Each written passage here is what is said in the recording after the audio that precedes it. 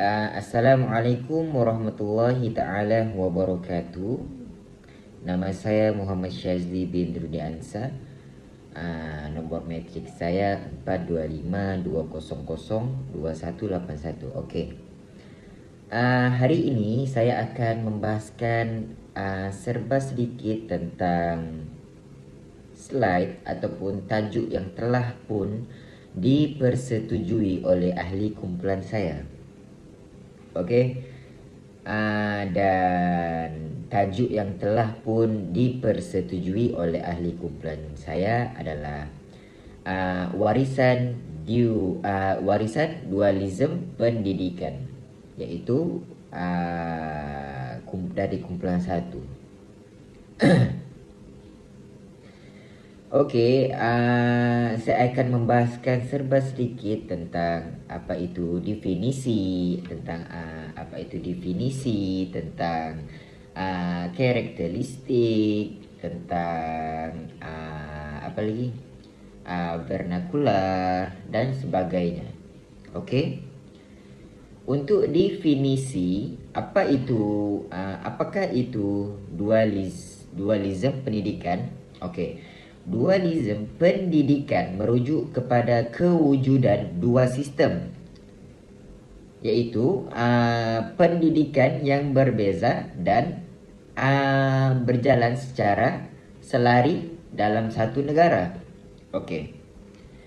Semasa era penjajahan British di tanah Melayu, dualisme ni wujud melalui sekolah Inggeris dan juga sekolah vernakular.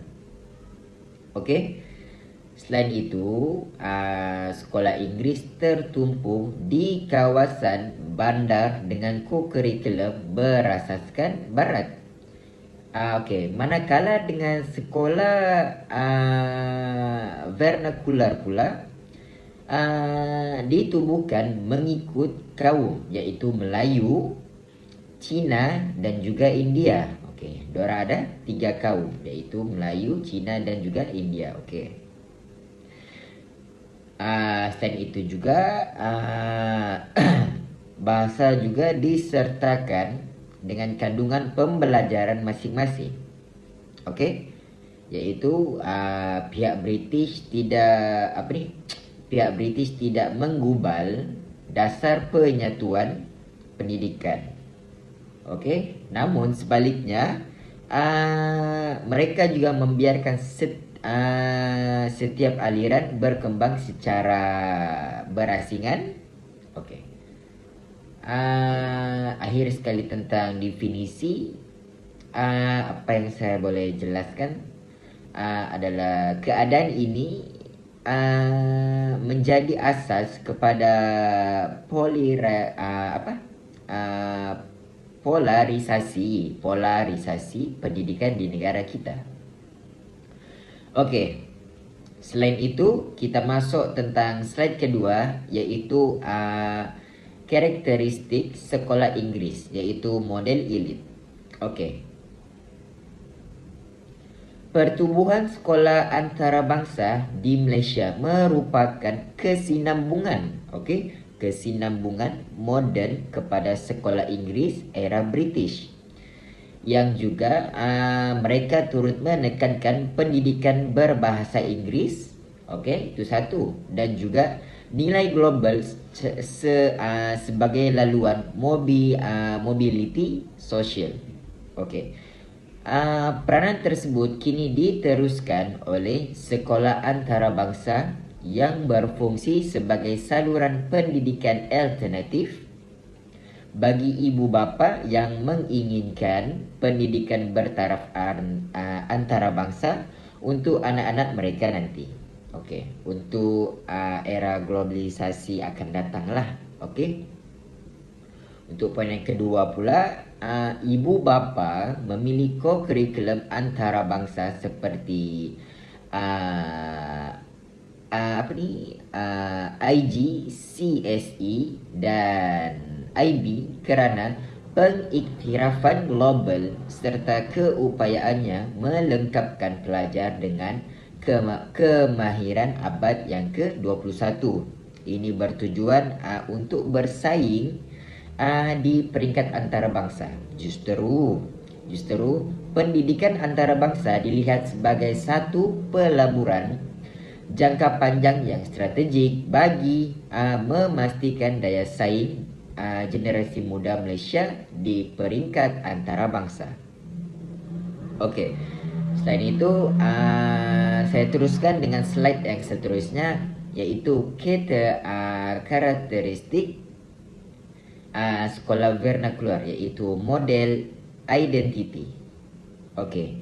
Di sisi lain, sekolah vernakular pula sangat bergantung kepada inisiatif komuniti, iaitu masyarakat Cina dan juga India.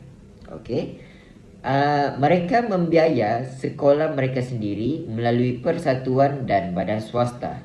Itu untuk sekolah vernakular. Seterusnya, pengalaman menguruskan sekolah secara swasta ataupun sendiri tanpa bantuan penuh kerajaan kolonial ini telah memupuk budaya kemandirian pendidikan swasta dalam kalangan masyarakat Malaysia sehingga kini. Seterusnya, kita beralih pula kepada slide yang seterusnya, iaitu peralihan pasca merdeka dan Akta Pendidikan. Apa itu Akta Pendidikan? Saya terangkan sedikit, iaitu selepas merdeka, kerajaan menyatukan sistem pendidikan melalui Penyata Raza dan juga Akta Pendidikan. Namun permintaan terhadap pendidikan Inggeris dan berasaskan kaum masih wujud. Apabila dasar bahasa kebangsaan diperkukuhkan di sekolah awam, sebahagian masyarakat beralih kepada sekolah swasta ataupun sekolah sendirian dan antarabangsa yang menawarkan kurikulum luar negara. Seterusnya kita beranjak kepada slide yang seterusnya, iaitu sekolah antarabangsa. Apakah itu sekolah antarabangsa? Sekolah antarabangsa di Malaysia tidak muncul secara tiba-tiba. Walhal, ia sebenarnya merupakan kesinambungan kepada sekolah Inggeris yang diperkenalkan semasa era penjajahan British. Pada ketika itulah, seterusnya, sekolah Inggeris juga dianggap sebagai laluan untuk mendapatkan pekerjaan yang baik dan juga meningkatkan status sosial. Dan pada hari ini, apa yang kita lihat, peranan itu diambil alih oleh siapa? Iaitu oleh sekolah antarabangsa yang menawarkan kurikulum seperti IGCSE dan International Baccalaureate, iaitu IB lah. Justru ramai juga ibu bapa melihat pendidikan ini sebagai pasport untuk anak-anak mereka bersaing di peringkat global dan justru melanjutkan pelajaran ke luar negara. Seterusnya, kita masuk slide yang seterusnya, iaitu warisan British, iaitu dasar laissez-faire dalam pendidikan. British mengamalkan dasar laissez-faire, iaitu mereka kurang dalam campur tangan kerajaan dalam pendidikan awal dan pendidikan khas. Akibat dasar tersebut, kerajaan British tidak memberi tumpuan dan pelaburan yang mencukupi terhadap pembangunan sektor pendidikan. Seterusnya, kekosongan peranan kerajaan juga telah menyebabkan pihak swasta dan juga organisasi keagamaan iaitu missionary dalam bahasa Inggerisnya telah mengambil alih tanggungjawab menyediakan pendidikan awal dan pendidikan khas. Okey.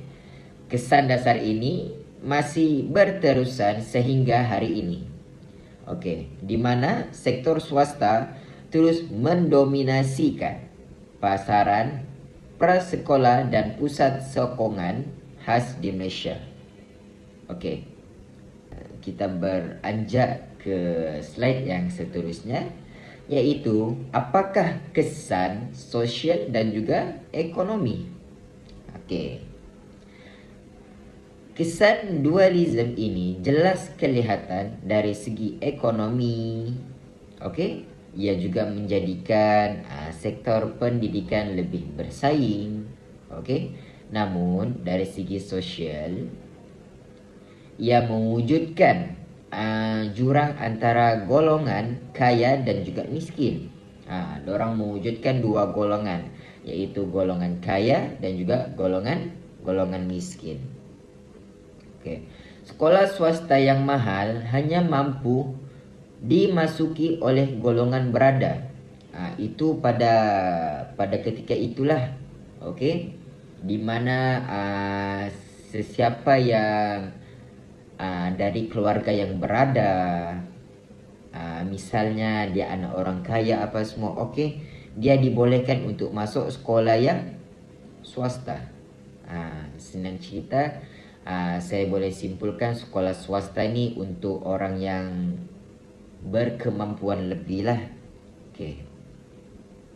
Sekolah swasta yang mahal hanya mampu dimasuki oleh golongan berada, sekaligus meneruskan budaya elit seperti yang wujud sejak zaman penjajahan British. Okay. Sebagai rumusan dan juga refleksi, okey, kepelbagaian sekolah aliran swasta berbunca daripada warisan sistem dualisme pada zaman British. Di sini apa yang kita boleh nampak, apa yang kita boleh lihat pada zaman British, mereka telah mewujudkan satu sistem di mana sistem dualisme untuk apa? Untuk sekolah aliran swasta. Okey. Namun walau bagaimanapun pilihan penawaran terhadap sistem ini hendaklah diuruskan secara sistematik. Okey, secara sistematik. Okey, untuk apa kita menguruskan secara sistematik? Ini juga menjadikan satu orang bilang kita punya ikhtiar ataupun kita punya usaha agar tiada jurang kaum dan kelas sosial di Malaysia. Okey. Dan itu sahaja daripada saya. Sekian, wabillahi taufik wal hidayah. Assalamualaikum warahmatullahi taala wabarakatuh. Yang baik itu datang dari Allah Subhanahu wa taala dan yang kurang baik itu datangnya dari diri saya sendiri. Okey.